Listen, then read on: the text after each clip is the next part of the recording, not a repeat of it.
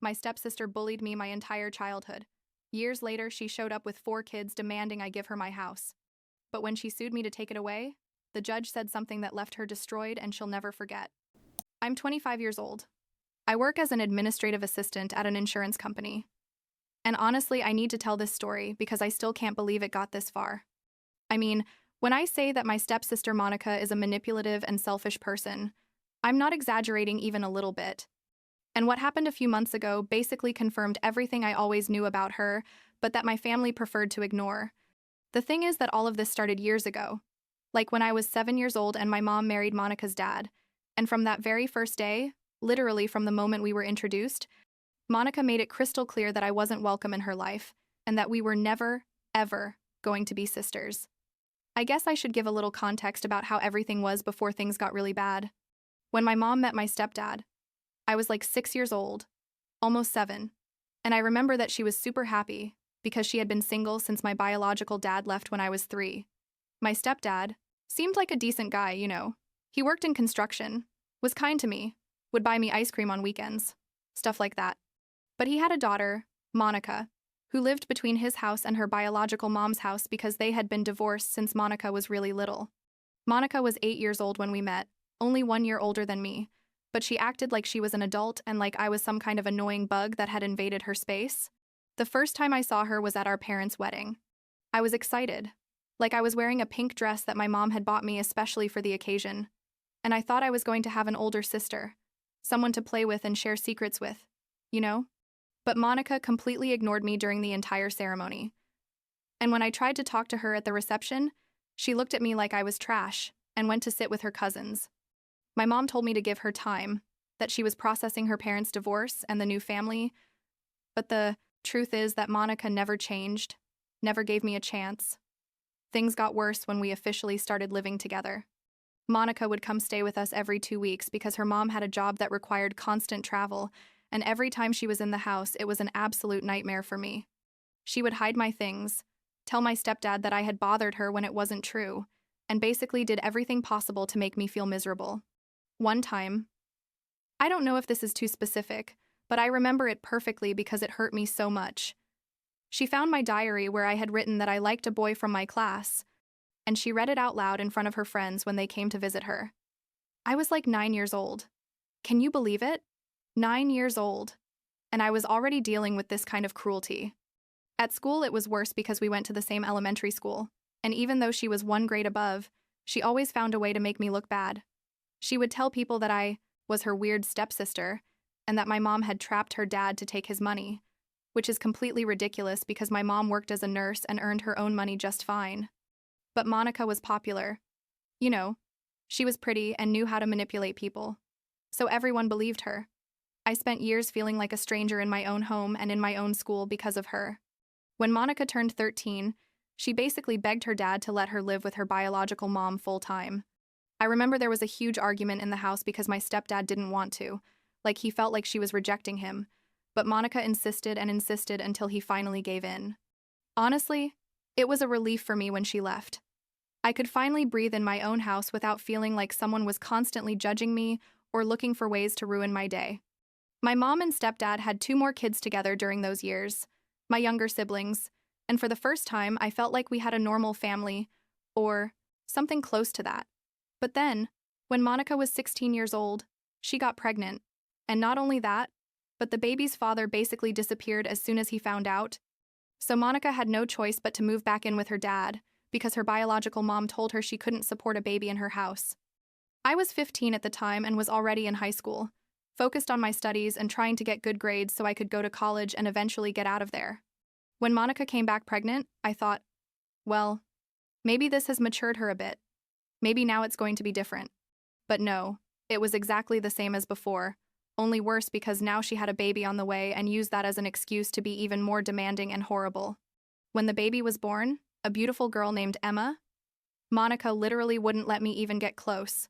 She would tell her dad that I wasn't trustworthy, that I didn't know how to take care of babies, that I was going to hurt her or something, like that. I just wanted to meet my niece, you know? But Monica would make a scene every time I tried to help or simply be in the same room. My mom tried to mediate, but Monica was so dramatic that in the end it was easier to let her do whatever she wanted. My stepdad, who had been kind to me before, started to change too. Like he started taking Monica's side in everything because she was his biological daughter and now had a baby, so he felt like he had to protect them or something like that. Monica lived with us for like a year after Emma was born, and then she got a job at a department store and moved into a small apartment with the baby. I was 16 by then, and honestly, I was happy to see her leave again. The next few years were quiet because Monica basically had no contact with any of us except her dad, and she only called him when she needed money or for him to babysit Emma. I graduated from high school, started working part-time while taking some classes at community college, and focused on building my own life. When I turned 21, I had saved enough to put a down payment on a small house on the outskirts of the city. It wasn't anything fancy, like it was a 2-bedroom house that needed some repairs, but it was mine, you know what I mean? I worked like crazy for years, did double shifts, didn't go out with my friends, didn't buy new clothes, all so I could have my own space and not depend on anyone. My mom was super proud of me. My stepdad also congratulated me, though in a somewhat distant way, and I finally moved into my house. It was one of the best days of my life. No exaggeration. During those years, Monica had 3 more kids with 2 different dads, none of whom stuck around to help her raise them. I found out about this from my mom because Monica and I didn't have any kind of relationship. We didn't even follow each other on social media. Monica worked at different places, never lasted long at any job, and basically lived paycheck to paycheck while raising her 4 kids alone. I'm not going to lie. Part of me felt sorry for her because raising 4 kids alone can't be easy. But another part of me remembered all the years she made my life impossible and thought, well, she made her choices.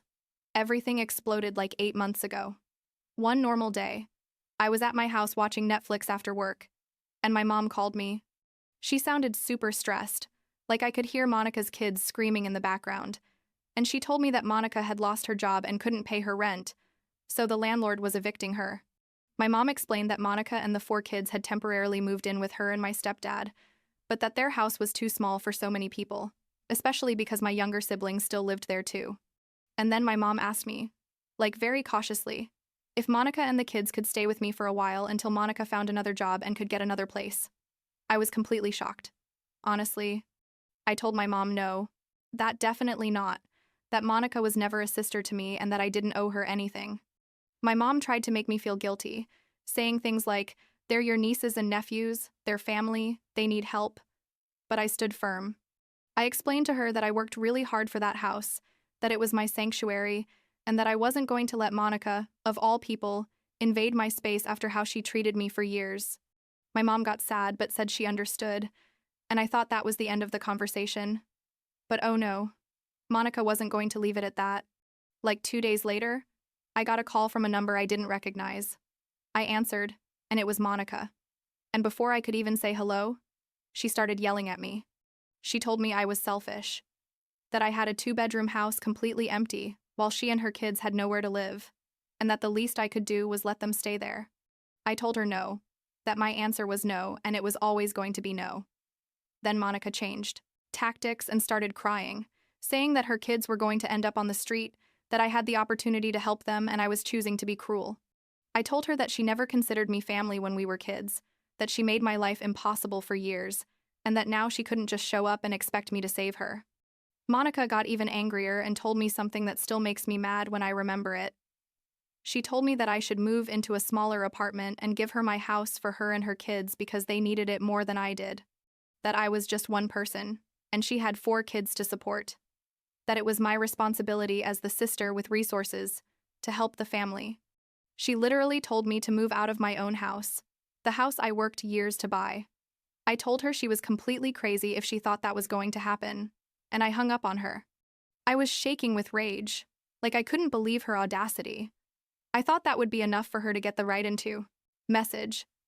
But Monica is persistent when she wants something. Like a week later, I was at my house on a Saturday afternoon, like cleaning and doing my normal weekend stuff, and I heard a knock on the door. When I opened it, there was Monica with her 4 kids and several suitcases. The kids looked tired and confused. The youngest one was crying, and Monica had this expression on her face like she had already won. She told me she had decided to move in and just needed help getting the stuff inside. I told her absolutely not, that I hadn't agreed to anything and they couldn't stay. Monica started screaming that I was a monster. How could I deny innocent children a roof? And the kids started crying harder because obviously they were scared by the whole situation. It was horrible. Honestly. Because I had nothing against the kids. They weren't to blame for having a manipulative mother. But I knew that if I let them in even for one night, Monica would never leave. I told them to leave. To call my mom or her biological mom or whoever, but they couldn't stay with me. Monica threatened me, told me this wasn't going to stay like this, that I was going to pay for being so cruel to my own family. She grabbed the suitcases, put the kids in her old minivan, a Honda CR-V, 2010 that was all beat up, and left while yelling things at me through the window. After that, I started getting calls from relatives I didn't even know existed. Uncles, cousins, even Monica's grandmother who lives in another state called me to tell me I was a disgrace to the family. Monica had contacted everyone and told them her version of the story, obviously omitting all the years she mistreated me and making it sound like I was simply denying her help for fun. Some of my relatives on my mom's side also started pressuring me, saying I should reconsider, that it was the Christian thing to do, that, blah blah blah. But I stood firm because I knew what Monica wanted wasn't temporary help. She wanted to take over my house and make me responsible for her problems forever. Things calmed down for like 2 weeks, and I thought Monica had finally understood. But then, one day I came home from work, and there was an envelope taped to my door. I opened it and almost had a heart attack when I saw it was legal papers. Monica was suing me, literally taking me to court to force me to let her live in my house. The lawsuit said something about family obligation and emergency housing and a bunch of legal terms I didn't fully understand. I called my mom crying, and she was in shock too, like she couldn't believe Monica had gone that far. My stepdad, when he found out, just said that Monica must be desperate, and that maybe I should reconsider helping her, which hurt me a lot because he was basically telling me to let myself be manipulated by his daughter. I had to hire a lawyer, which cost me like $2,000 that I honestly didn't have budgeted. The lawyer reviewed the papers and told me that Monica's case was ridiculous, that there was no law that obligated me to give my house to a relative just because they were in a bad situation. But we still had to go to court, present our defense, and basically go through the whole legal process. I was super anxious during the weeks before the hearing. I couldn't sleep well. My stomach hurt constantly, and I basically lived in fear that somehow the judge would decide in Monica's favor, and I would lose my house. The day of the hearing came like a month after I received the papers. I went with my lawyer, and Monica showed up with a lawyer who looked just as tired of her case as I was of the whole situation. The judge heard Monica's lawsuit, where she basically said that I had a house with extra space and that it was my responsibility as a sister to help her in her time of need. My lawyer presented our defense, explaining that there was no legal obligation, that the house was private property bought with my money, and that Monica and I didn't even have a close relationship. He also mentioned, which was brilliant, that Monica had other options, like living with her parents, which is where she was at the time, or seeking government assistance. The judge, an older man who looked like he'd seen everything in his life, basically told Monica that her lawsuit had no legal basis and that she was wasting the court's time. He used the word frivolous to describe her case, which made Monica turn red with embarrassment and anger. He dismissed the case immediately, didn't even need to deliberate or take time to think about it. Monica left that courtroom furious, shot me a look that if looks could kill, I'd be dead, and left without saying a word. Her lawyer apologized to the judge for wasting his time, which was kind of satisfying to witness, I'm not going to lie. Since that day, like 5 months ago now, Monica hasn't contacted me even once. According to my mom, Monica finally got a job at a fast food chain and is looking for a government-subsidized apartment for her and her kids. My younger siblings have told me that Monica talks badly about me every time she comes to visit her dad, but honestly, I don't care anymore what she thinks of me. My stepdad is still a bit distant with me. Like, I think part of him thinks I should have helped his daughter, no matter what happened between us. But my mom finally admitted that Monica crossed the line, and that I had every right to protect my space and my peace of mind. The truth is, I don't regret anything.